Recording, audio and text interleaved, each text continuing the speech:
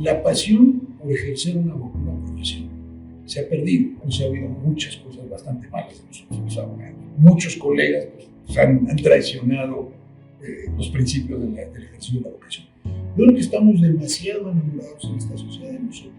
La negociación es un inicio de una guerra. El financiero desconoce los aspectos humanos de una negociación. Tú tienes que salir de una negociación contento y satisfecho. Bienvenidos a Charla entre Líderes. Hoy platicaremos del poder de la negociación y la importancia de la información, cómo debes prepararte para negociar y las estrategias para tener un resultado ganar-ganar después de una negociación. Para lo cual estará con nosotros el licenciado Mario Bracamonte González, abogado litigante y director de una de las más antiguas y prestigiadas firmas jurídicas del estado de Puebla y la zona centro de México. Mario es licenciado en Derecho con mención honorífica por la Escuela Libre de Derecho, con especialidad en Derecho de la Unión por la Universidad Iberoamericana Santa Fe y posgrado de Derecho Internacional por la Universidad de Deusto en España. Está certificado por la Academia Legal RISC de la Universidad de Cambridge, Reino Unido. Ha sido catedrático en la Escuela Libre de Derecho y ha impartido conferencias de derecho laboral y empresarial en diversos foros públicos y privados.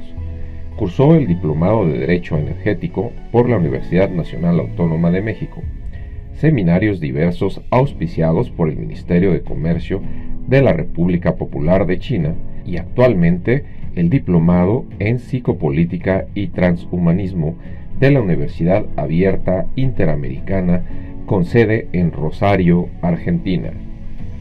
Su carrera profesional, con más de 25 años de experiencia como asesor jurídico y consultor empresarial, especialista en materia laboral individual y colectiva en diversos sectores industriales, principalmente en la industria de autopartes de reconocidos y prestigiados grupos empresariales nacionales y transnacionales, ha sido ejercida de modo sobresaliente y con marcado compromiso ético. Es miembro de la Cámara México-Alemana de Comercio e Industria, secretario del Club de Empresarios Puebla AC y representante legal de la Cruz Roja Mexicana. Está con nosotros Mario Bracamonte. Mario, bienvenido. Gracias, Ricardo. También quiero presentar a Carlos Cajigas, mi compañero de podcast, que está aquí con nosotros. Carlos, bienvenido. Gracias, Juan Carlos. Un gusto, Mario, que estés con nosotros. Bienvenido. Gracias, Carlos. Gracias por invitarme a los dos. Pues, aquí estamos. El día del abogado.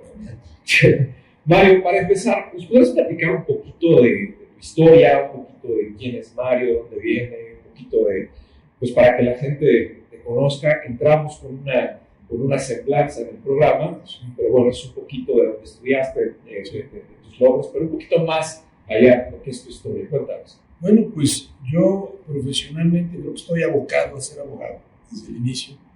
Pues soy hijo de un abogado con vocación, ¿no? Y lo normal en la vida es seguir los pasos del padre, porque es el negocio del padre y la ocupación del padre. Yo siempre me pregunté si esa era verdaderamente mi vocación, y pues al final he descubierto que efectivamente esta era mi vocación. Lo intuí, hoy lo constato, ¿no? Hoy la realidad me ha dado la razón de lo que decidí. Yo estudié inicialmente la carrera en la Escuela Libre de Derecho, y tengo una formación profundamente humanística desde niño. Esto significa que pues, soy amante de la lectura, de las humanidades en general, de la historia, de la sociología, de la antropología, de la filosofía, de la literatura. Creo que antes los abogados y los médicos pues eran humanistas, eran individuos no solamente abocados a la técnica, ¿no? A su técnica. Entonces yo con estos elementos y este pasado, también un abuelo amante de la cultura, tengo la otra vertiente que es muy importante, que es la relación humana y el conocimiento del ser humano, que parte del autoconocimiento, porque pues todos somos personas, ¿no? Y con esto, bueno, estudié en la Escuela Libre de Derecho, aquí en la ciudad de Puebla, y luego pues tengo algunas especialidades que a la postre pues sirven poco, en realidad hoy se valoran en exceso los títulos, hoy hay asuntos, capacidades, competencias mucho más importantes que los títulos desde mi punto de vista, ¿no? Sin embargo, tengo una especialidad en Derecho de la Unión Europea por la Universidad de Deusto que no he utilizado prácticamente. Y tengo también una especialidad en Derecho de la Energía y pues he estudiado algunas cosas que no tienen nada que ver con mi profesión. Hoy me encuentro estudiando en un diplomado con maestros españoles y argentinos, una cosa sumamente rara que se llama psicopolítica y transhumanismo. Me llamó mucho la atención esa parte y más adelante voy a regresar para que nos platiques porque lo estás haciendo en la Universidad de Argentina, ¿no? Sí, en Buenos Aires. La parte esta me queda claro que es una persona extremadamente leída, le encanta leer, le encanta mucho la cultura. Sé que tienes una pasión ahí por todo lo que es el centro histórico y que pues caminar contigo en el centro histórico es llevar a un guía de turistas porque prácticamente vas diciendo de dónde viene cada casa, qué fue lo que sucedió. ¿Viene de parte de tu abuelo? Sí, en realidad ambas familias, tanto mi familia materna como paterna, pues ambas tienen muchos intereses culturales y mucho gusto por la cultura. El amor a mi ciudad viene de mi mamá, desde luego que quiere mucho a su ciudad. Mi papá es de la Ciudad de México, la familia paterna es de la Ciudad de México, pero sí el amor por las humanidades y particularmente por los libros viene de mi abuelo paterno. Un hombre que amó intensamente, ¿no? La lectura, los libros, el arte, la poesía, la literatura. En general, había un interés en él por la vida extraordinaria. Y mi padre, pues igual. La lectura, bueno, me ha recomendado varios libros y la verdad es que yo empecé con algunos. El último que leí fue El arte de la prudencia. Muy bueno, por cierto, que me gustaría recomendarlo. La verdad es que va mucho con lo que vamos a platicar el día de hoy. Excelente libro, me gustó mucho. Sí. ¿Verdad? Pues bueno, entremos también al tema del mundo corporativo, las empresas, Mario. ¿Y qué podría recomendar para toda empresa que está creciendo, que se ha consolidado y que desde el punto de vista contratan al abogado? Ahora sí que pago por evento, ¿no? Pago por ver. Tienes una circunstancia, una situación, nos acercamos contigo. Pero estas empresas que han pasado ya esa curva de aprendizaje, que ya están consolidadas, es muy común que tengan a su abogado, ahora sí, corporativo ya contratado. ¿Qué podría recomendar a las empresas que están creciendo para que se acerquen a su abogado y que tengan a alguien, pues ya parte de su estructura, ¿no? Quizás sí como un staff, pero que no sea virtualmente? ¿Cuál sería tu consejo? Bueno, yo creo que hay varias cualidades que se deben buscar en un abogado, ¿no? Pero entiendo que lo primero que se debe hacer es entender que en un abogado lo que debe buscarse es un aliado, es un socio y en gran medida es un confidente. O sea, el abogado no puede ser un individuo frívolo, un individuo que recibe como el médico secretos, recibe como el médico la confianza de alguien y traiciona esa confianza. Entonces, se necesita capacidad de reserva, de cuidado por la intimidad y también respeto a lo que conoce del otro, ¿no? Y luego pues hay una cosa muy importante que ya desgraciadamente no existe. La pasión por ejercer una profesión se ha perdido, lo que se llama vocación. Y en el abogado debe haber pasión para ejercer su profesión y debe haber también un compromiso. El compromiso reside en el hecho de que el abogado asuma el problema de su cliente como propio, ¿no? Esto no significa acabarse la existencia, porque a veces nos preocupamos excesivamente de los problemas de nuestros clientes más que de los nuestros propios. Estamos en la madrugada imaginando soluciones, o no dormimos por imaginar alguna solución. Llega a ser hasta también un asunto de gimnasia jurídica, pero yendo al punto concreto, porque hablamos del mundo corporativo. La empresa hoy ha evolucionado mucho, pero creo que ha perdido algo. Y lo que ha perdido es la capacidad de ser respetuosa de los principios éticos y en este caso, decía yo, de la confianza que genera también lealtad. Entonces, buscar en el abogado lealtad es fundamental. Buscar lealtad, buscar compromiso, buscar pasión, buscar que los problemas tuyos los pueda convertir en suyos verdaderamente con compromiso. Y finalmente, bueno, buscar efectiva competencia profesional. ¿Cómo adivinar competencia profesional en un medio en el que, bueno, primero quien contrata no conoce la cuestión técnica? Y en segundo lugar, pues ha habido muchas cosas bastante malas de nosotros los abogados. No tenemos particularmente buen prestigio. Y aunque hoy es nuestro día, pues voy a echarnos a perder un poco. La verdad es que muchos colegas pues, han traicionado los principios del ejercicio de la vocación. Pero yo pienso que la verdadera competencia reside en capacidades humanas básicas, ¿no? Muchos abogados hoy no tienen capacidad de síntesis, no tienen capacidades discursivas, no tienen capacidades de diálogo, de negociación, de argumentación, y eso es fundamental en un abogado. Hoy pocos leen, pocos profundizan, y yo siempre he dicho, no, un abogado que no sabe leer, no tiene lectura de comprensión profunda, y que no tiene discurso, y que no sabe conducirse, por ejemplo, en un diálogo, en una charla o en una negociación con solvencia, está perdido.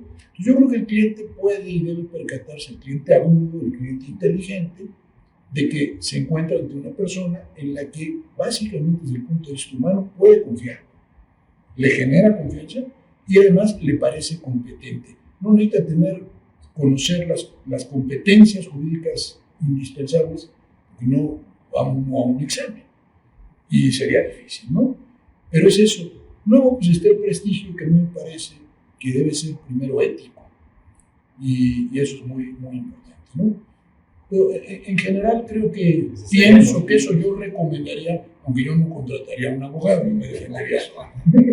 Pero bueno, esos puntos son medulares, yo creo que nos estás dando el ABC y ahí dentro de ellos me gusta uno en particular, hablas de la pasión. Y fíjense que lo transmites tú, Mario, cuando estábamos conversando antes de iniciar, lo platicas con pasión, son habilidades conversacionales también. Y la negociación, que también hablaremos mucho de ello. Adelante, Juan Carlos. Tú hablas y decías que se tiene que tener pasión en lo que haces. Y bueno, yo 100% concuerdo contigo. Me llama la atención cuando dices que se ha perdido la vocación. ¿Por qué crees que se ha perdido la vocación? Yo creo que eso se debe a que es una época muy utilitarista, materialista e individualista. La vocación que tiene una raíz latina, vocatio es un llamado a. Es decir, alguien más te dice, debes dedicarte, debes abocarte a esta profesión, a esta ocupación. Pero se pierde el sentido profundo del compromiso social que implica tener unos conocimientos, tener unas capacidades que no solamente deben servir al individuo. Entonces la vocación es eso, es saber tener el deseo de servir a través de los propios dones, de las propias cualidades. Y también otra cosa que me parece que es muy importante, tener las capacidades para el ejercicio de eso, innatas, se van desarrollando después, y tener el gusto por hacerlo. Entonces no todos servimos para todo. Hay gente muy capaz que puede hacer muchas cosas, tiene muchas habilidades, pero en particular nos apasionamos por algo y servimos para algo. Pero yo lucho también para reclamar que haya vocación entre ingenieros, entre abogados, entre médicos, al verdadero gusto por servir a través de los propios dones que uno tiene y la capacidad de ver que esas cualidades transforman la realidad externa. No solamente me hacen más rico, no solamente me hacen vivir mejor a mí o a mi familia, sino transforman realmente la realidad y hacen que yo deje huella en el mundo en el que he vivido, ¿no? Entonces yo creo que un buen abogado, un buen médico, cuando se va de este mundo, al menos en esos aspectos, dice, pues cumplí con una misión, con una vocación, es decir, transformar el mundo de la realidad. ¿Tú crees que esta parte es generacional o es una parte, digo, generacional lo digo por los que vienen atrás de nosotros, pero es también mucho la influencia que tenemos de todos los medios, de todos los canales, de todas las redes, y que a lo mejor no estamos reforzando la base de cada parte desde casa, como valores, y nada que ver con eso? Bueno, yo creo que asistimos a una época muy compleja, muy difícil, un verdadero cambio de época, y identifico sobre todo un hecho histórico, el Mayo francés en 68, como un inicio de un tipo de ser humano distinto al que le precedió. Un ser humano más adicto a las pulsiones, infantilizado, autorreferenciado. Hay un autor norteamericano, Christopher Lasch, que habla del narcisismo como una enfermedad de nuestra sociedad. El narcisismo es autorreferencial, es la leyenda esta de la mitología grecolatina de un individuo que ve su rostro reflejado en un espejo de agua y se enamora de sí mismo, ¿no? Yo creo que estamos demasiado enamorados en esta sociedad de nosotros mismos, somos muy autorreferenciales. El símbolo, por ejemplo, de ir a una reunión social y ver a todo el mundo metido en los celulares, metidos en las pantallas, que es tanto como estar metidos en sí mismo y no tener la capacidad de salir. Eso es un problema de naturaleza intelectual y de naturaleza moral que nos ha llevado lamentablemente a una sociedad complicada. Y ahora que hablemos de la negociación, que dice Carlos que hay que hablar de eso, veo, por ejemplo, un símbolo muy interesante en nuestra sociedad, en los ámbitos en los que me desempeño, que es los sindicatos. No hay ya conciencia de clase entre los sindicatos, lo he hablado con muchos líderes. Es un asunto muy interesante, es decir, el joven obrero, y que pertenece a una clase popular, no estamos hablando de las clases pudientes, es muy individualista ya. Ve difícil colaborar en un proyecto que englobe a otros y comprometerse en un esfuerzo. Los jóvenes difícilmente entran en organizaciones altruistas, entran en la política con fines de transformación o entran en labores sociales. Es complicado. Labores de las llamadas antes de apostolado, pues, es muy complicado convencer. Y yo lo identifico de esa manera. Hay mucho problema de narcisismo. Y no es culpa de este o de aquel, es un fenómeno social que está aconteciendo y creo que no estamos haciendo lo suficiente para transformar esta realidad. Ahora que hablas de los jóvenes, de los trabajadores, ¿cómo ves los nuevos retos que hay ante la nueva cultura laboral? ¿No? Antes era pues la Junta de Conciliación, ahora pues prácticamente ya no es a través de la Junta de Conciliación, ya hay juicios donde hasta donde entiendo lo que se busca es que haya conciliación y que se haga menos litigios. ¿Cuáles son sus retos? ¿Cómo ves? Ya lo has estado viviendo, bueno, es el pan de día a día. Bueno, esta transformación de lo procesal, estos son los asuntos de proceso, es decir, lo que cualquier persona entendería como juicio, van acompañados de cambios muy radicales en lo que llamamos parte sustantiva, por ejemplo, de la Ley Federal del Trabajo, porque han cambiado muchas cosas. Veníamos acostumbrados a situaciones como el outsourcing. Es una figura norteamericana que adoptó sobre todo Baltasar Cavazos, un abogado que encontró un nicho de mercado en esto y que ya falleció y que lo trajo a México. Entonces, eso quedó reformado, la subcontratación de esta manera. En lo procesal, bueno, ¿qué podemos decir? Yo entiendo que antes teníamos una justicia que se llamaba tripartita. En materia laboral, siempre habían participado el sector de los trabajadores, el de los patrones y el gobierno, como una especie de árbitro, pero en todos los organismos laborales, en seguridad social, estaban sustentados en una estructura de este tipo, ¿no? Se decidía entre los tres sectores. Hoy eso ya no es posible porque la justicia laboral ha pasado a jueces que dependen no del Poder Ejecutivo como era antes, sino del Poder Judicial. Es un cambio drástico. Hoy hay un juicio y una sentencia. Antes había una conciliación seguida de un arbitraje y un laudo. Son cosas distintas. Antes se juzgaba con equidad, hoy se juzga con justicia. Sin embargo, el derecho laboral es una peculiaridad en nuestros países. En Estados Unidos, en los países anglosajones, el derecho laboral es tanto como el derecho civil. Y eso casa con la cultura anglosajona, es una cultura eminentemente práctica y también utilitarista. Es decir, no hay énfasis sobre la dignidad del ser humano o sobre la condición de que el trabajador es un individuo desfavorecido socialmente, sino es una relación entre iguales, como un arrendamiento, como la compra de un coche o de una casa, y por tanto pactan cualquier cantidad de condiciones que ellos determinan y la ley no prohíbe que se pacten esas condiciones. En México hay una protección eminente a la clase trabajadora, se llama derecho social. Esto no es nada más en México, es en Francia, es en Alemania, en general en toda Europa continental.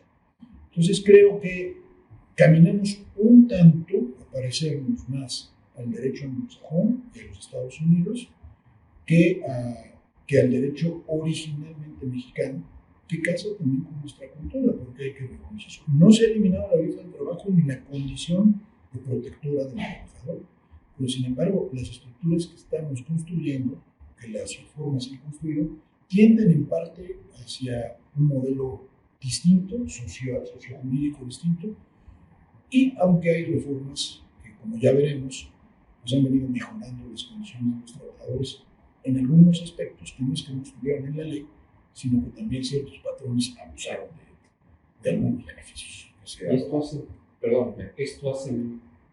Este cambio hizo más ágil el proceso, igual, diferente. El proceso laboral es más rápido, es más ágil. Yo creo que poco a poco, conforme los tribunales reciban mayor cantidad de juicios, se va a ir enlenteciendo, como sucedió con las juntas. O sea, las juntas también estaban colapsadas por la cantidad inmensa de juicios que han recibido, porque contaban con poco presupuesto. Los gobiernos, no solo federal, sino muchos gobiernos estatales, no destinaban al sector laboral suficiente dinero. Entonces no se contrataba suficiente personal y había problemas. Hoy se depende del Poder Judicial, entran con muchas ganas, parece ser que van a sacar los asuntos a mayor velocidad, pero ya empezamos a ver que se empiezan a señalar audiencias a mayor tiempo, a mayor distancia, porque pues empiezan a llegar más juicios. Pues vamos a ver, yo tengo confianza. El problema que estamos sintiendo es que los jueces ven las cosas desde otro punto de vista, insisto, no tienen la experiencia de la relación laboral y en parte están juzgando con criterios civilistas, ¿no? Con criterios de derecho privado. Espero que esto se vaya modificando. Genial, Mario. Una pregunta que tenemos y que lo hemos platicado, porque con diferentes invitados hemos hablado pues, de aspectos como ya sea trabajo en equipo, liderar al propio equipo. En tu caso queremos aprovechar tu conocimiento, experiencia en la parte de la negociación. Sí. Y sabiendo que lo que tú haces en el día a día es un gran porcentaje es negociar, pues empecemos con este arte que también tienes de definir conceptos complejos de manera fácil. Para ti, Mario, ¿qué sería la negociación? Y partiendo de ahí, que nos comentes y nos platiques tu estrategia de negociación, cómo se forma. Bueno, hay una palabra muy interesante, a mí me interesan mucho las raíces de las palabras y el origen de las palabras, porque a partir del conocimiento de las palabras y de su origen y sus significados, obtenemos mucho conocimiento. Entonces hay una palabra en materia de negociaciones que es convencer. Porque en la negociación, que no es una guerra, o es un inicio de una guerra incruenta a veces, pero el objetivo finalmente es que ambos salgamos convencidos, que yo pueda convencerte de que lo que te estoy proponiendo es correcto, o te pueda convencer de que podemos acercar nuestras posiciones para llegar a algo que a los dos nos convenga. ¿De dónde viene la palabra convencer? Convincere significa vencer juntos, ganar los dos. Convencer, vencer los dos, vencer juntos. Es muy interesante esto, porque yo me acuerdo de mi papá que me decía en las negociaciones colectivas, decía, el patrón torpe va y avasalla al sindicato o a los trabajadores. Lo mismo acontece con los diferentes participantes en la negociación, un director o un gerente o director de recursos humanos, que lleva en la cabeza un objetivo. Ese objetivo normalmente lo traza un financiero. El financiero desconoce los aspectos humanos de una negociación y las consecuencias de una negociación. El financiero está abocado al resultado. En parte el ingeniero, pero yo siempre he visto mucha más sensibilidad de los ingenieros que los financieros y los contadores. Yo pienso que a pesar de que tratan con máquinas, hay la capacidad empática y hay capacidad de comprender las situaciones humanas. Entonces, al ir a la negociación, me decía, mira, esta gente quiere ganar, y gana. Muchas veces aplasta y avasalla, y sale muy contento porque les ganó y porque los aplastó. Ese es el error más grave que puedes cometer. Tú tienes que salir de una negociación contento y satisfecho, pero haciendo que aquella persona con la que negociaste también salga satisfecha y contenta. Y de preferencia, y esto ya es hasta de mala fe, que él salga más contento que tú, pensando que te gana. Es que puede ser que muchas veces en la negociación lo que buscan estilos de negociación que son rudos, que son al esquema ganar, perder de la otra persona. Lo que buscan es eso, es el sentimiento de gané, de vencí. Y me encanta la frase de mi padre, de que llegan con ganas de acabar y vencer, como si ese fuera el objetivo. Sobre todo cuando hay relaciones de largo plazo. O sea, si tú si tienes, solamente vas a tratar esa negociación y con esa persona nunca más va a haber relación. Bueno, hasta cierto punto se entiende un estilo de negociación trumpista, de ir por todo y de aplastar y de demostrar quién es el que manda, con símbolos visibles, con tus propios gestos, tu propia gestualidad y tus propias palabras. Pero yo creo que para mantener relaciones a largo plazo, y en las empresas eso acontece siempre, tenemos que pensar en lo que sigue después de la negociación. Tenemos que pensar en una negociación dinámica. Si nosotros estamos pensando muchas veces de forma estática y no dinámica. Y la realidad y la vida es dinámica. Entonces, agotar en un solo acto toda posibilidad es un error.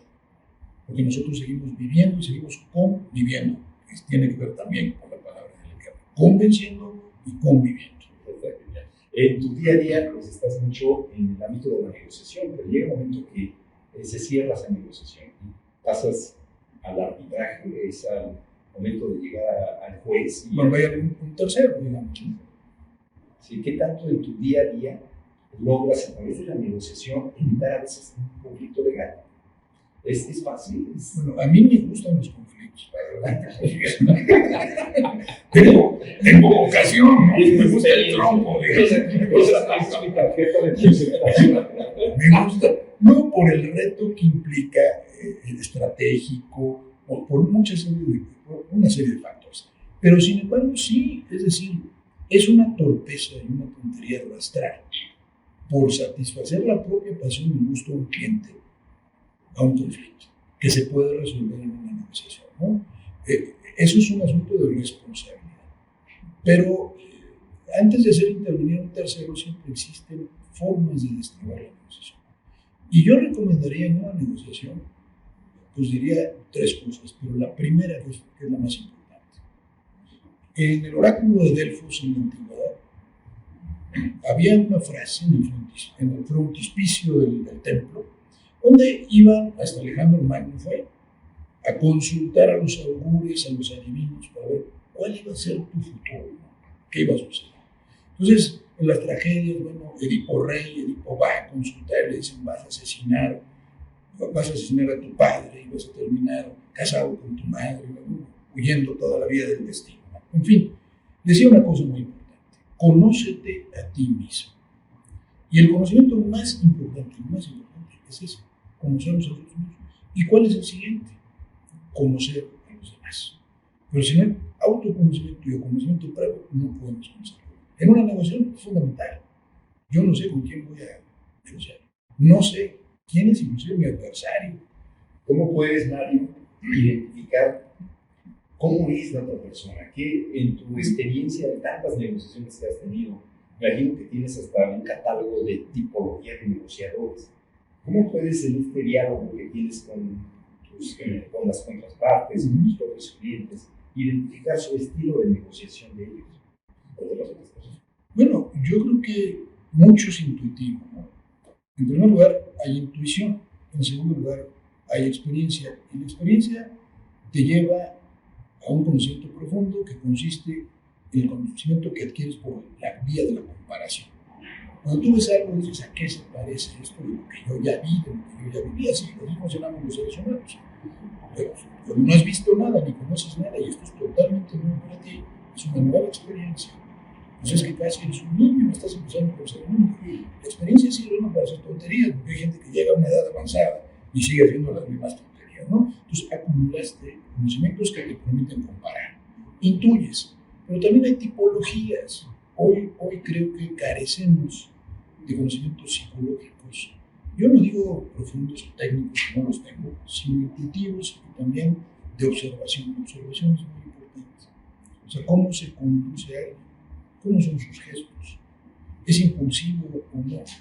Yo me acuerdo de negociaciones muy básicas, ¿no? Cuando yo tenía 20 años, 21 años y me mandaban a negociar. Ahí en una tienda comercial muy grande, estas que existen en los centros comerciales, que era cliente de nosotros, llegué una vez y me dice el gerente de recursos humanos, ahí está un señor adentro, o sea, el que hay que convencer de que no acepte nada para irse. ¿No? ¿Por qué? Porque nadie le quiere pagar nada de indemnización. Oye, eso no es correcto, no, es que el señor hizo esto y esto, y no podemos probarlo. Pues difícilmente. Oye, ¿qué objetivo quieres conseguir? Pues yo quiero que me firme la renuncia. Pero pues es que esto es prácticamente una misión imposible. O sea, yo no entiendo que una persona renuncie automática, involuntaria y espontáneamente de sus derechos o a lo que cree que le corresponde, nada más porque sí, porque nos aparecimos nosotros. Entonces yo fui y empecé a darme cuenta de que esta persona era muy sentimental. Y entonces, con una persona de esa naturaleza, si uno llega prepotente, soberbio, trata de imponer, las cosas colapsan. Entonces funciona la empatía. Entonces yo empecé a hacerme parte de él, y de repente me vi casi marxista-leninista. Dije, bueno, ahora vamos a levantarnos contra el patrón y vamos a incendiar este lugar y yo te voy a conducir, ¿vale? Y dije, bueno, ya es mi enemigo, el gerente de recursos humanos, ya este es mi cuate, ya es mi hermano. Finalmente convencí. Me dijo, licenciado, tiene usted toda la razón, yo le firmo lo que usted quiera. Dije, no, pues demasiado. Fui con el gerente de recursos humanos y le dije, vamos a darle al señor, no puedes probarle lo que hizo, darle una cantidad con un sentido de justicia. Pero fue de tal grado la empatía con este hombre, o sea, comprender su realidad y su situación. La gente hoy es poco empática, o sea, no se pone en el lugar del otro. Entonces, desde su posición quiere convencer, muy difícil, porque las realidades son totalmente distintas. Entonces, cuenta la empatía, cuenta la comprensión, insisto que es parte del conocimiento con quien estás negociando. Y nada más hay una frase poderosa que me llevo de la plática, en la negociación, cuenta mucho esta parte de la empatía, ponerse en el lugar del otro, y es un punto medular, ¿verdad? Fíjate que estaba aquí haciendo algunas notas porque no te quería interrumpir, es súper interesante. Antes de pasar a la siguiente pregunta que tenía en mente, tengo que hacer ahí una pequeña desviación por lo que estabas platicando. Preguntaba Carlos que cómo analiza a la gente. Pero entonces tú tienes que leer a la gente muchas veces. Digo, entiendo que si tú vas contra una empresa a hacer una negociación, o que si tú vas contra alguien que ya, no contra, con alguien que ya conoces, pues ya sabes más o menos cómo llegarle y por dónde llegar. Eso quiero entenderlo. Pero cuando entonces llegas con alguien que no conoces, tienes que tener una capacidad de lectura de persona que es rápida. O sea, tienes que, como el ejemplo que acabas de decir de este trabajador, no lo conocías, no sabías quién era. Pues no sabía quién era. Hay una cosa muy interesante. Yo soy muy aficionado a algo contra lo que hoy habla mucho, que es la tauromaquia. A mí me gusta mucho la fiesta de los toros, ¿no?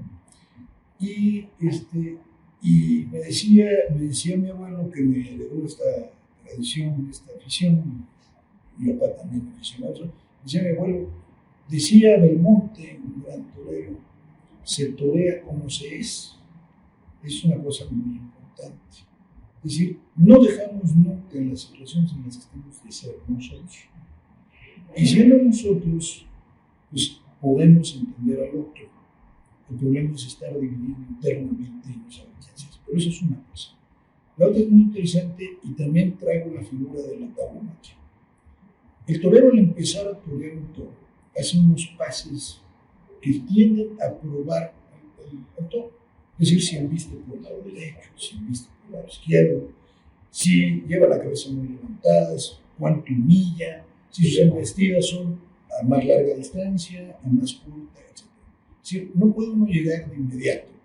Bueno, o sea, deberíamos ser parapsicólogos o tener facultades ultrasensoriales sin hacer unas pruebas sobre quién estoy hablando. Cuando no sé con quién estoy hablando, cuando nunca lo he visto, cuando no lo conozco.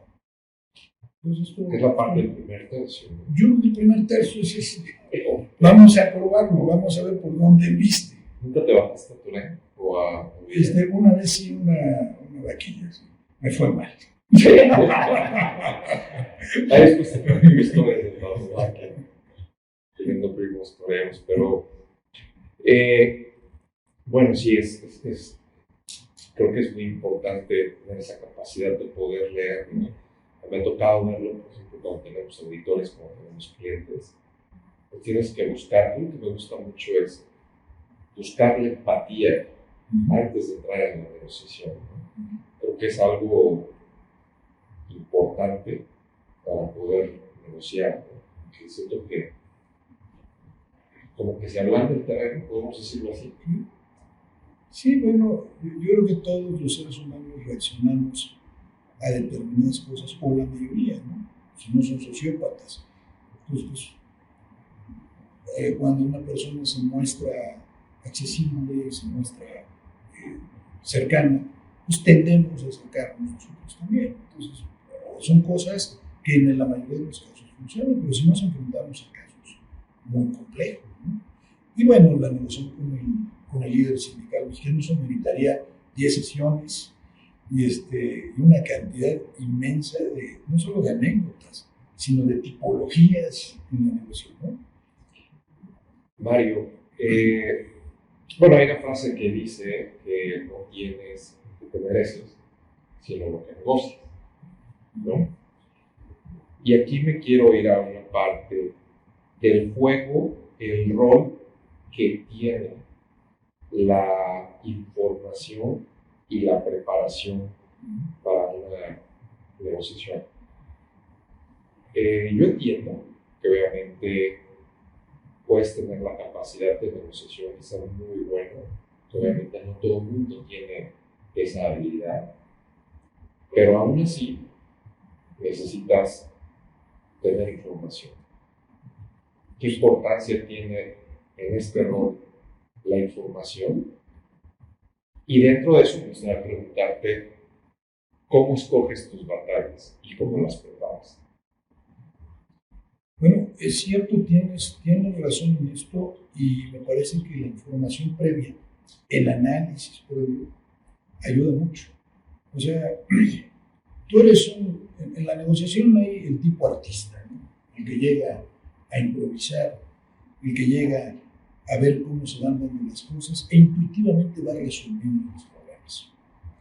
Eso ayuda si tienes las capacidades, pero nunca está de más, y ayuda muchísimo, saber qué terreno se va a pisar, saber con quién se va a enfrentar. Es como los grandes estrategas, ¿no? O sea, Napoleón decía una cosa: el campo de batalla lo elijo yo. Porque si yo no elijo el campo de batalla, me lo elige mi adversario. Y el campo de batalla es muy importante. Entonces, por ejemplo, colocarse en una posición desde la que se domine naturalmente al enemigo y ya se empieza una noción con ventaja.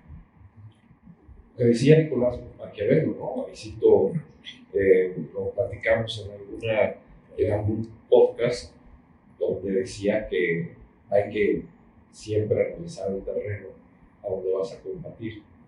Entonces, la razón. Sí, pues son muchas cosas: las armas, los recursos con los que se cuentan, la situación más o menos desventajosa, y como todo es negociable, y además puede uno obtener beneficios, ganancias, e inclusive, como decía al principio, convencer al adversario, pues es muy importante conocer exactamente lo que se tiene, no engañarse, no autoengañarse. El autoengaño es terrible. Creer que se es lo que no se es, esa es la desmesura, esa es la iblis, ¿no? Un gran pecado del mundo actual. Querer tener más de lo que se debe tener, creer que se tiene más de lo que se tiene, etcétera, etcétera, ¿no? Pero pues esto es una situación muy interesante, porque en la negociación muchas veces nos encontramos en una desigualdad de condiciones respecto de nuestro adversario, y es complicado rebasar la situación de inferioridad en la que nos encontramos, ¿no? Nada es imposible, porque también conocer las debilidades del otro. Hablando, no quiero hablar desde un punto de vista sin ética, porque todo debe estar perseguido, pero es una elección, ¿no? Hablo de los aspectos meramente técnicos, Claro. que es que si voy a salir con lo que yo pretendo salir, pues es importante conocer las debilidades de mi adversario. Y hasta los individuos más poderosos, los más fuertes, los más inteligentes, tienen debilidades. Somos seres humanos. Muy bien, nos estás dando aquí un resumen, está genial. En la negociación, algunos de los puntos que tengo, por favor, me corrigen o agregan otros que hemos sacado de este diálogo con Mario. La importancia de la preparación de la negociación, lo que nos estás comentando, prepararse, no caer en el error del negociador artista. Me encantó esa definición, ¿no? Que llega a improvisar y que puede ser que le funcione si tiene esos toques que comentas. Pero número uno, entonces, la importancia de la preparación en la negociación. Partir, parafraseando lo que ya has comentado, partir de que en toda negociación se inicia con lo que uno es. Esto es conocerse a uno mismo y sus fortalezas y demás, pero no quedarse ahí, sino indagar y conocer las fortalezas y debilidades de nuestra contraparte. Genial lo que nos estás platicando. Mario, cuéntanos, ¿cuál ha sido una de tus batallas más fuertes? Tienes muchas anécdotas, y la verdad es que a mí sí me gustaría escuchar parte de esas anécdotas. Claro, entiendo que no puedes revelar la parte confidencial, pero así como nos platicabas de el centro comercial y el cliente, ¿no? Sé que tú tienes negociaciones muy grandes, o sea, no estamos hablando que sea uno a uno. Tú has representado a grandes firmas y has tenido que negociar con otras más grandes, o a veces igual. Tienes varios ejemplos, digo, te ha tocado estar de los dos lados, en el que tú aparentemente eres, si hablamos de David y Goliat, ¿no? Eres el Goliat y a veces eres el David y tienes que buscar esa estrategia.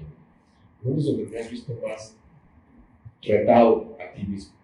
Pues, mira, cada cosa en su momento y cada situación en su lugar han sido importantes para mí y me han enseñado mucho, porque yo soy una persona ávida de aprendizaje y de conocimiento. Entonces a mí la experiencia, la propia y la ajena, la que obtengo, el conocimiento que obtengo de los libros, lo que obtengo de otras personas, me ha ayudado mucho. Y vi negociar a gente muy competente, y vi resolver problemas a gente muy competente, y aprendí lo que pude de ellos. a veces no nos puede ser muy bueno. Y bueno, quiero pensar en negociaciones muy complicadas, en situaciones sumamente cerradas, pues contra sindicatos. ¿No? Tengo anécdotas que son hasta de risa, pero de gente inicialmente muy cerrada. En el caso de un líder, yo tenía que cerrar una empresa de 800 trabajadores para trasladar toda la maquinaria a otro lugar del país. Entonces había que liquidar a todos los trabajadores. Pero era una liquidación gradual, que es muy desgastante, porque tienes que hacerlo en un año. Entonces unos trabajadores de una línea pues piensan que si sus compañeros de la de juntos se acaban de ir y los de la de juntos se fueron, pues tarde o temprano les va a tocar a ellos, o más temprano que tarde. Entonces, esto fue una situación muy complicada porque primero hubo que convencer al líder. Un trato colectivo al líder sindical. Al líder sindical, que era el secretario general del sindicato. Y un contrato de 40 años de antigüedad. Entonces, lo primero que me dice el líder es una cosa muy, muy simpática. Me dice: no voy a negociar con usted, ni le intente, ni me busque, no voy a negociar con usted, porque mi hermano está muy triste. Yo que tengo que ver con que su hermano está muy triste con sus problemas familiares. No, pues es que mi hermano está triste porque imagínense que yo le transferí este contrato que yo conseguí hace 40 años, y lo va a perder. Para él es un símbolo. O sea, él ya no estaba trabajando, estaba jubilado. Él era el secretario general del sindicato, pero de una central. Pero, como sucede, como acontece muchas veces en México, los familiares están presidiendo algunos sindicatos y tienen algunos sindicatos colectivos. Mi hermano está muy triste. Oiga, tengo una pregunta para usted. ¿Cómo le hago para contentar a su hermano? En este momento no me importa ya nada. ¿Cómo le hacemos para contentar a su hermano? Bueno, pues véalo usted y platique. Y entonces mi labor durante 3 comidas con mi hermano fue contentar a la hermana. Fue una labor sumamente complicada, porque sí, no estaba triste. Lo que pasa es que se le iba mucho dinero. Entonces lo primero fue definir qué clase de tristeza tenía el señor, ¿no? Y luego fue contentarlo. Entonces fue una labor sumamente complicada. Pero un día me dijo, a la tercera comida me dijo: oiga, licenciado, me estoy poniendo contento. Pues hable usted a su hermano para que el martes nos sentemos a negociar. Es que sí, hubo esa empatía, empleando una gran cantidad de argumentos, pero sobre todo el ponerse en el lugar y entender exactamente qué quería, que muchas veces son disfraces, es como las matrushkas, ¿no? Y en México, lo dice Octavio Paz, en El laberinto de la soledad, el pensamiento mexicano ordinario no es lineal, es elíptico.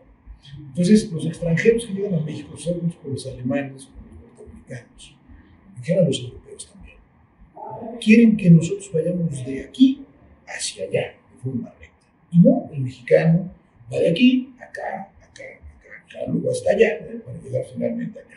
Y en todo ese proceso no entienden qué está pasando, viven en el surrealismo total. Eso es lo que me pasa con este líder. Después negociamos y el asunto fue tan bueno que los propios trabajadores se convencieron. Pero bueno, me ha tocado dirigir esta meetings para convencer a 100, 150 trabajadores de que algo es correcto, y pues hemos tenido también mucha colaboración por el conocimiento del trabajador mexicano, ¿no?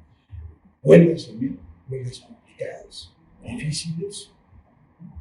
Negociación, por ejemplo, cerrar 3 plantas en una negociación con 3 distintos líderes sindicales. También folclórico, un caso de un líder de estos que ya falleció, que le guardo mucho precio. Lo mismo me llevó con el director de la empresa, fuimos 15 veces al mismo restaurante, y se llevaba una bolsita para llevarle carne a su perro. Y siempre que llegaba decía: licenciado, usted es malísimo, déjeme ir al baño para tirar el miedo. Y regresaba el líder y no decíamos nada de la negociación. Era una simple labor de desgaste, una especie de espejos y una especie de tanteos para ver qué quería cada quien. Es como esas veces que no te atreves a decirle que tenías una novia o estás saliendo con él, no te atreves, no sabes por dónde, y entonces se va alargando el asunto y dices, bueno, pues ya cuándo, y no sucede, pero todo eso sirvió para poder llegar al punto en el que se hizo la petición concreta y el líder entendió y aceptó.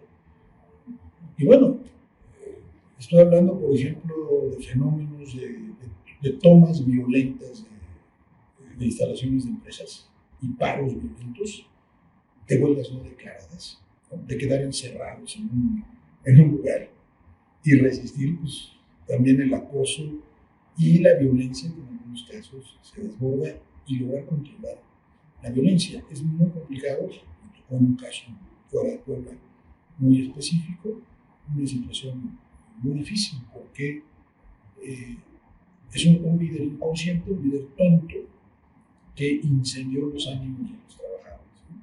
Controlar, hablar a una sola persona tiene sus dificultades, pero la masa, el conjunto de personas ya, digamos, echadas a andar, incendiadas, funciona de forma distinta. Hay un libro extraordinario de Gustave Le Bon, es el fundador de la psicología de las masas. Vamos al estadio, vamos a las luchas.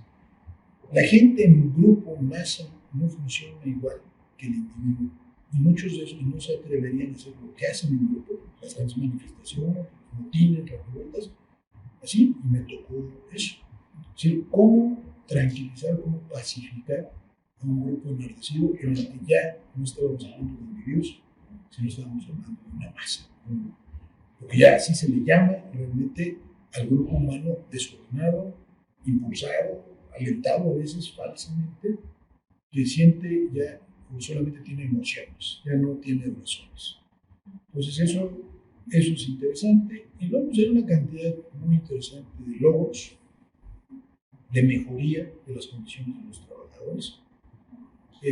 Un gran director hace muchísimos años de una empresa, nos hicimos amigos, un individuo que tenía una condición muy profunda de mejorar las condiciones de sus trabajadores, pero lidiaba con los números y con los financieros, y de cómo conjuntamente logramos derrotar la idea de que todo lo importante era ahorrar, era reducir costos, demostrando que la negociación a la que llevamos a cabo, que fue muy arriesgada, de control corporativo, nos echamos encima, estuvimos casi pues, en capilla los dos, durante 2, 3, 4 meses, demostramos que esto, gracias al convencimiento y al compromiso que logramos sembrar en los trabajadores en el momento de la negociación, se tradujo en un respaldo hacia el director y unos resultados extraordinarios, ¿no? Pero fenomenales.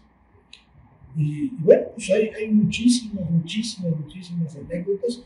Quiero contar una última que es muy interesante para animar a los jóvenes. La verdad es que para animar a los jóvenes y darse cuenta. Yo cuando tenía 27 años, y uno es inconsciente, ¿verdad? No sabe que no sabe. Y fui porque creía que iba a presentarse mi papá. O sea, en lugar de presentarse un señor de casi 50 años, de 50 años, o de 50 y tantos años, se presentó un chamaco de 27 años. Pero, ¿tu papá también se llama Mario? También se llama Mario. Ok, ahí también. Sí. También se confundieron ellos, yo no sabía exactamente quién era. Y llegué y me encomendaron unas cosas aterradoras. Un proyecto muy grande, de 3 años, para cerrar muchas plantas, para reorientar y reestructurar totalmente una compañía transnacional a nivel nacional. Y yo pienso que la persona que me contrató, que era un hombre como de 65 años, ya falleció, me acuerdo con mucho afecto, había entrevistado a otros despachos, mucho más importantes, y de la Ciudad de México y transnacionales. ¿Cómo resolvería usted este problema que tengo en una Argentina? Estaba en Estados Unidos con un director, pues hay esto, tenemos este problema, ¿cómo lo resolvería usted? No recuerdo qué dije, pero sí recuerdo cómo lo dije. Y me dijo, me gusta esa pasión y esa determinación, pero nos comunicaremos con ustedes. Yo dije, no se van a comunicar jamás conmigo. Y finalmente, pues recibí la llamada de su segundo diciendo, pues sí, estás contratado y vas a resolver este problema. O sea, la confianza también en los jóvenes, cuando también existen las capacidades a desarrollar y el deseo y la pasión por cumplir un objetivo, por servir y por superarse a sí mismo. Esto es exactamente, y cito muchos libros y muchos autores que me gustan mucho, pero la historia del barón de Munchausen, que cita un gran pedagogo, José Antonio Marina, en un librito que se llama El vuelo de la inteligencia, que es extraordinario. O sea, el barón de Munchausen es un personaje de ficción de la literatura del siglo XIX, va en su caballo, cabalgando, y de pronto llega un pantano y se hunde en su caballo. Y entre más se movía, más se hundía el caballo, y desde luego él que iba arriba del caballo. Y dijo, ¿cómo me salvaré a mí y a mi caballo? Y se le ocurrió una idea genial. Me voy a jalar de los pelos para arriba. Y así lo hizo y se salvó de su caballo. ¿Cuál es la moraleja? Parece absurdo, es una estupidez. Bueno, el ser humano es el único que tiene la capacidad de rebasar sus propias limitaciones, levantarse por encima de sus fuerzas y levantarse por encima de sus limitaciones. Entonces, ese es el asunto de los retos y el valor para enfrentarlos y el carácter para superarlos. O sea, yo tengo entendido así la vida profesional, muy personal. Wow.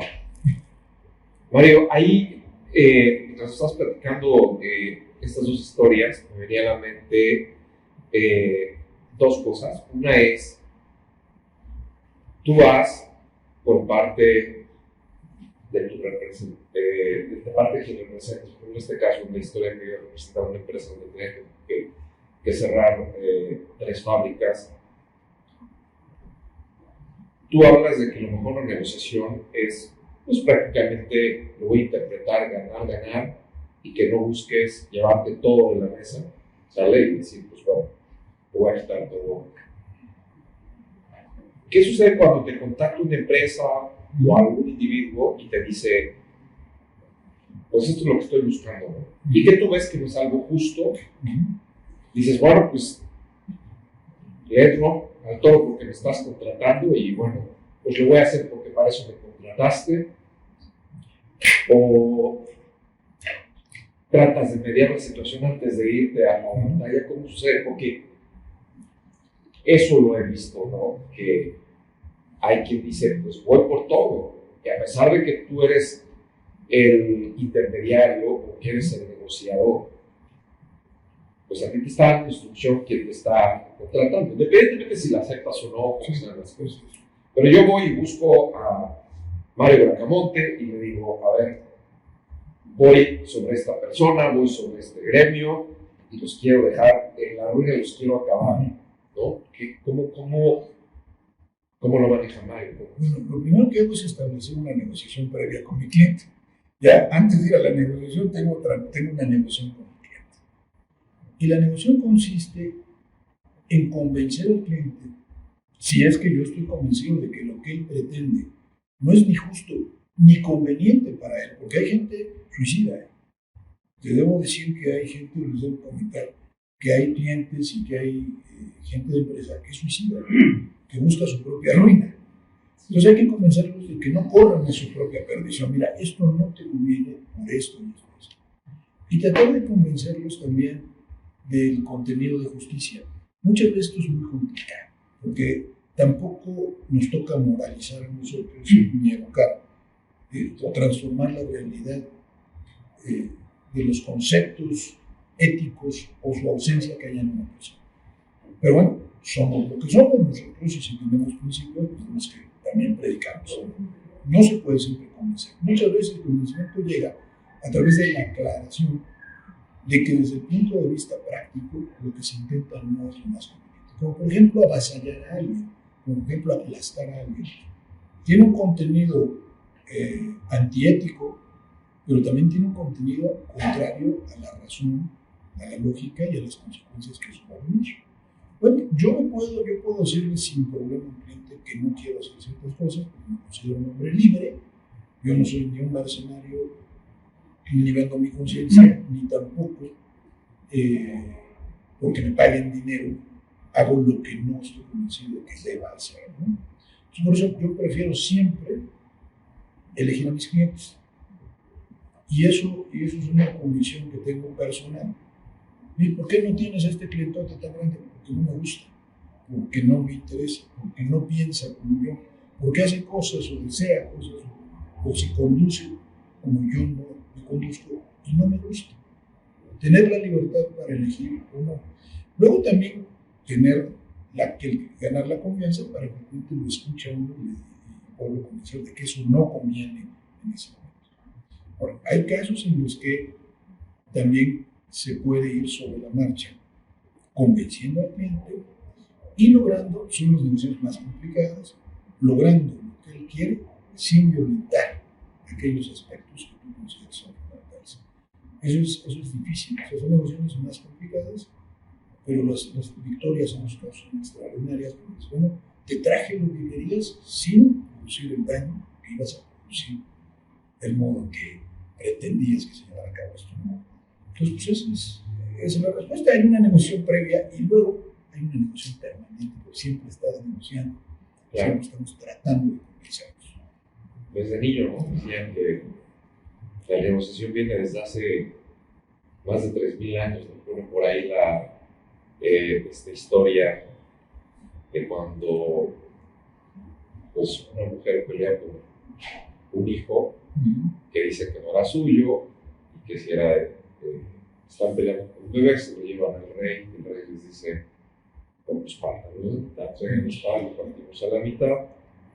Pues obviamente una mujer dice no, se lo quede ella y la otra mujer no, si lo partimos, ¿no? Lo partimos. Y bueno, obviamente pues ahí se dio cuenta el rey que la madre era la que estaba pidiendo que eso no sucediera. Pero es interesante porque del rey que estamos hablando, obviamente es de Salomón, ¿no? Y de ahí vienen las decisiones salomónicas, ¿no? Y el famoso 50-50, 50-50, lo partimos por la mitad. Mario, algo que quiero saber, ¿qué tal, bueno, como mensaje, cómo lo ves tú, cómo lo piensas? ¿Qué tan importantes son las conexiones? ¿Qué rol lleva las conexiones que tienes con la gente, las relaciones, para la negociación y, bueno, también en tu área de especialidad? Bueno, yo creo que las relaciones y todas las conexiones sanamente hechas son muy buenas. Y diría yo que ayudan muchísimo en el ejercicio profesional y ayudan a los propios clientes, ¿no? Por ejemplo, los magistrados federales, yo me acuerdo cuando iniciaba, pues había gente muy seria, muy distante, que escuchaban pero no se pronunciaban absolutamente. Me decía algún abogado viejo, si llegas en un plan prepotente a ver un magistrado que se siente el dios del derecho, pues no vas a lograr convencerlo absolutamente de nada, pero hay un alegato que se puede hacer, una oportunidad de hablarle de por qué yo tengo la razón con mis argumentos defendiendo a un cliente. Sí, de repente hay magistrados, hay jueces ya mayores de edad que empiezan a sentir una especie de necesidad de protegerte casi como si fuera su hijo, su pupilo, ¿sí? Entonces eso mueve. Yo siempre he pensado, claro, las relaciones importantes, pero por ejemplo, un expediente es frío, una causa, un juicio, un proceso. Tenerle una cara es muy importante, porque para quien recibe el discurso o la petición, eso ya tiene una persona concreta, ¿no? Y hacer vívida la narración, por ejemplo, si se está defendiendo una causa justa, contar prácticamente ahí pues literariamente la historia. Y las relaciones gubernamentales, las relaciones en política son importantes, son peligrosas, sino es una línea muy delgada. Entre la relación y la complicidad mafiosa, pues puede haber a veces una línea muy delgada.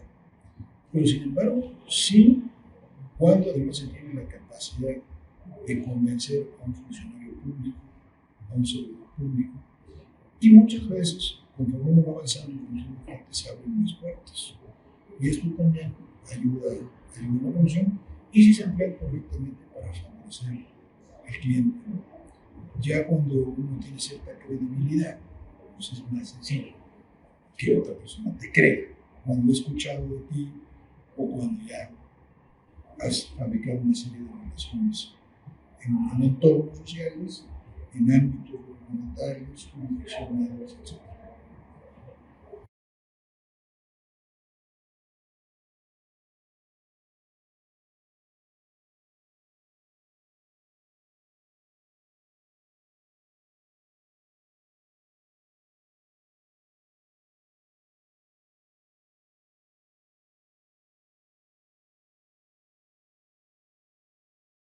Hay algo que a mí tu profesión y cómo la ejerces, por lo que me estabas diciendo, o más cómo la ejerces que la misma profesión, te mete en cierto riesgo, me imagino. ¿Has tenido por ahí alguna situación en la que te hayas sentido intimidado, que te hayan amenazado? Porque al final del día, o sea, digo, si me meto en las empresas y en los sindicatos, hay con quien se puede negociar muy bien, pero hay con quien no. Y cuando estás hablando de que vas a retirar cerrar plantas, no sé cómo sea la gente, bueno, algún otro tipo de situación, tú mismo lo estabas diciendo, la misma gente que es suicida dentro de este aspecto. ¿Alguna vez has pasado por intimidaciones o situaciones de riesgo? Pues sí, no digo que eso sea habitual, cotidiano, pero sí en varias ocasiones. Pues, normalmente cuando están en juego intereses, ¿no?, económicos, de otra naturaleza, políticos, de posición, o cuando tus actuaciones van a deparar a la persona una pérdida de ciertas personas. Hay gente también, sobre todo la gente que vive sin escrúpulos, sin límites morales, pues no tolera, aunque esté consciente, a veces no lo sabemos, de que no tiene la razón, no tolera el que alguien le quite la razón o finalmente le gane, ¿no? Claro. Entonces sí nos ha, a mí en lo particular sí, pues hay gente que amenaza físicamente, hay gente que amenaza por medios escritos o telefónicamente, etc. Pero yo pienso que esto entra siempre dentro de la tranquilidad. Yo no me dedico al derecho penal ni a defender narcos, eso siempre pasar adrenalina todos los días. Es una situación muy complicada,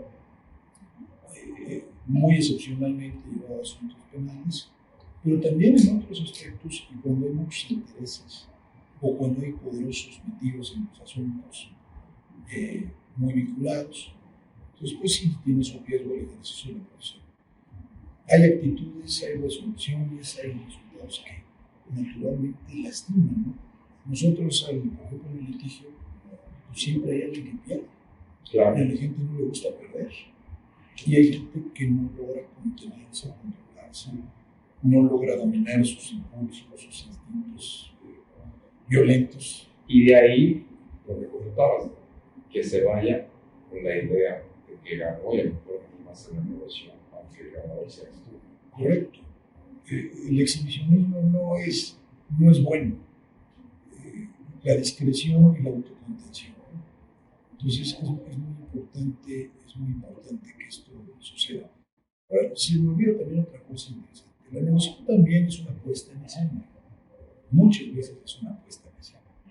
Es decir, no estamos tan enojados como lo aparentamos, o nuestra firmeza en el fondo no nos afecta tanto, pero es necesaria. Y lo sabe la contraparte a veces también, o lo intuye. que de algún modo también estamos en una especie de obra teatral, porque así es el ser humano, estamos hechos también de representaciones, ¿no? De símbolos, de puestas en escena. Entonces, así sucede, por ejemplo, abandonar una negociación, dar un manotazo en la mesa de repente y salirse. Pues es un símbolo necesario para poder a veces detener una negociación o evitar que alguien triunfe. Hay símbolos así. Ahí te quisiera preguntar, empezamos hablando y comentabas la vocación, ese llamado. En esta parte ya estamos cerrando. Tu pasión que tienes, transmites.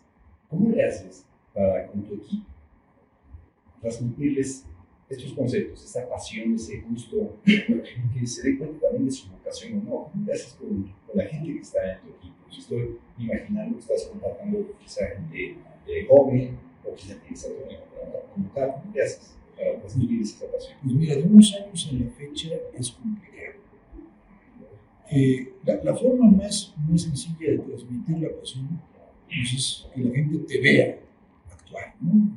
Los hechos son contundentes, las acciones, las palabras son importantes, pero el ejemplo arrastra, dice. Hoy cuesta más transmitir emoción a los jóvenes, o sea, lo he notado. Normalmente el transmitirles amor a lo que se hace, ¿no? Transmitirles el gusto por lo que se hace y hacerles entender, muy importante, que no podemos tener como primer objetivo los asuntos económicos, que vienen naturalmente de la competencia, de la capacidad de los resultados, pero que no pueden ser nuestro objetivo superior, porque en ese momento entonces se apaga la vocación, se apaga la pasión, pero hoy es muy complicado, porque lamentablemente las universidades no están formando a la gente en este sentido, ¿no? Están constituyéndose en productoras de gente muy ansiosa, que no entiende que las cosas llevan tiempo, que hay que esperar, que hay que construir, que la experiencia es un proceso de acumulación y de tiempo, y entonces lo quieren todo y lo quieren ya. Es el niño, ¿no? Es el perverso polimorfo de la psicología.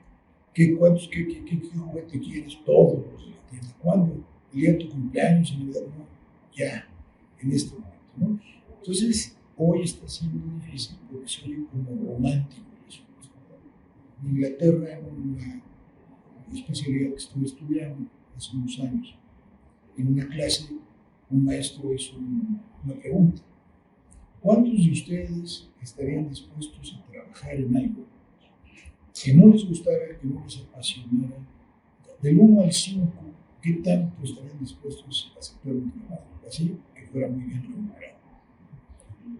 Éramos 20 personas, todos contestaron con 5, es decir, no estaría dispuesto a aceptar un trabajo no bien remunerado, o más bien estaría dispuesto a aceptar cualquier trabajo no bien remunerado, aunque no disfrutara, aunque no fuera mi pasión y aunque yo no sirviera para nadie. Y solamente 2 contestamos que jamás lo haríamos, ¿no? Y no es porque yo sirva gratuitamente a las grandes corporaciones, ¿no? Tampoco se trata de eso. Es un modo de vida, es una forma de vida digna, correcta y buena, ¿no? Y se debe ganar bien, pero luego se nota quién es el que tiene como objetivo solamente eso y no el servicio, ni tampoco la autorrealización. Entonces, pues, tratamos de hacerlo, tratamos de transmitirlo. En ocasiones funciona, pero el ejemplo arrastra, que la gente vea que sí habemos algunas personas que sentimos pasión por vivir y por hacer lo que hacemos. Mario, ya estamos acercándonos al cierre. Me llama la atención lo que nos comenta, porque lo que acaba de decir de que queremos llegar ya, cuando quieren los juguetes, los quiero ahorita, va muy de la mano con lo que platicamos en el podcast pasado con el doctor Garza, ¿no? Si te fijas, estamos hablando de medicina, que es un reto completamente diferente, y la visión. Él comentó algo muy parecido a lo que tú estás comentando, en otras palabras. Decía que nos acercamos al final del programa. Mario, creo que voy a tener que hacer aquí el labor de convencimiento para que hagamos otra sesión, porque efectivamente tengo más preguntas, hay mucho de qué hablar y bueno, tú eres ahí una enciclopedia andando, ¿no? Entonces hay muchas historias que compartir. Ahí tenemos un par de preguntas de cierre a la que le quiero agregar. Si tú pudieras volver 30 años atrás, ¿qué le dirías a tu yo? ¿Qué le dirías al Mario de hace 30 años? Con la experiencia que hoy en día tienes. Es una pregunta y es una tentación muy grande, ¿no? Tener la experiencia y la juventud juntas. Claro. Bueno, mira, yo le diría, sigue como vas, pero profundiza más. No me arrepiento de lo esencial, pero claro que todos los seres humanos hubiéramos hecho ciertas cosas de mejor manera. Yo creo que el tiempo es lo más importante.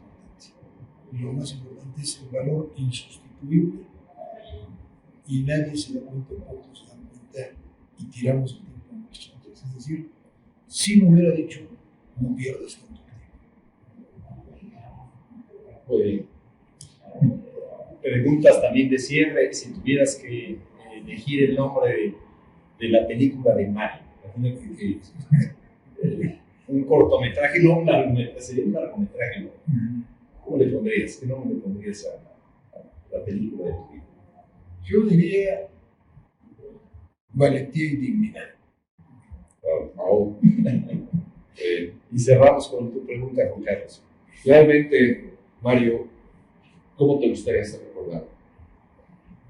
Pues yo pienso que en la medida de las posibilidades y de que los seres humanos solo son tanto incongruentes, que sí se me pudiera recordar como un hombre íntegro. Y pues creo que eso es más que suficiente. Claro. Pues Mario, mil gracias por compartir estos momentos, estas vivencias, este conocimiento con nosotros y con todos nuestros espectadores. Muchísimas gracias a todos. Despido el programa dándole gracias a Mario, a Carlos, mi compañero de podcast, bueno, toda la gente que tenemos aquí tras bambalinas, ¿no? No dejen de seguirnos, muy importante, síganos en redes, en nuestro programa Charla entre Líderes, estamos en YouTube, Spotify, pueden seguir el podcast, también estamos ahí en Facebook. Nos vemos dentro de poco en nuestra siguiente sesión. Hasta la próxima. Muchas gracias por invitarme. Había un privilegio y un gusto verte. Saludos a tu papá también, por favor, a todos en casa, y un gusto, Juan Carlos, como siempre. Gracias, me encantó la sesión. Espero que nos manden retroalimentación. Muchas gracias a todos. Gracias a todos.